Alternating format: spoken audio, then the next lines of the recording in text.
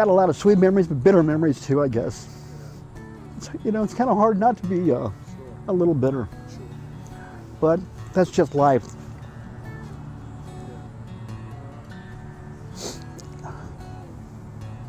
But it was funny, Dad would take me out and everybody asked me, is that your grandson?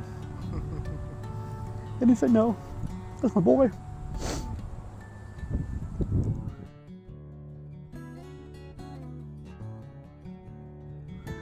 But no, Dad started out, he was a welder, I guess back during World War II, that he made the braces for kids that had polio and things like that. And then he was a fire captain for the Olivet Fire Department. And then he had to retire from there because I guess it was mostly the smoke and things like that. They didn't have oxygen and things like that back in the 50s. So then he got into the service with the police department. He was a bailiff at one time, then he went to be he delivered summonses, things like that, and then he went on to be the jailer of the county jail. Dad loved his job. The first indication that there was trouble came around 1:15 p.m. when Supervisor William Breeding attempted to call Officer Thierry on his radio.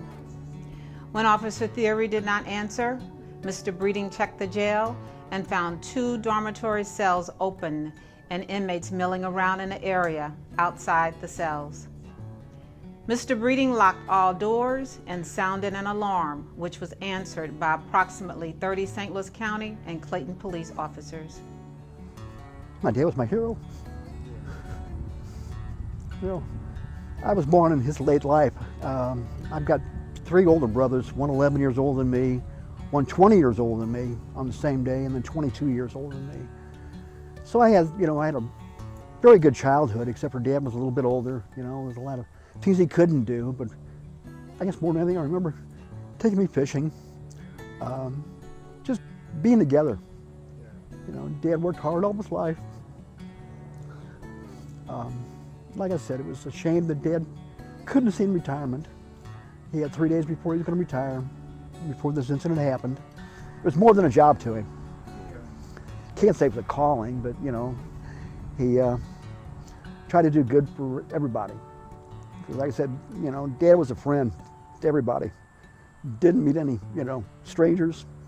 He'd help you if he could, and I guess I'm pretty much the same way. On that Friday, July 10th, it was actually Officer Thierry's off day, but that was the day he chose to work overtime.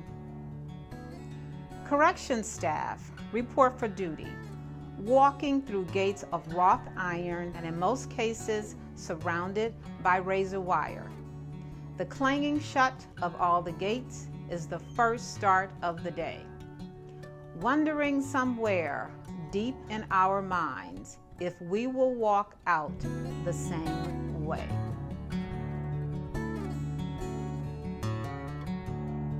I want to thank Mr. Jones for his sacrifice and what he did. That means a lot to us. Well, you gentlemen won't forget it. We'll make sure it's never forgotten. You gentlemen have a safe day, though. Yeah, I know it's a tough.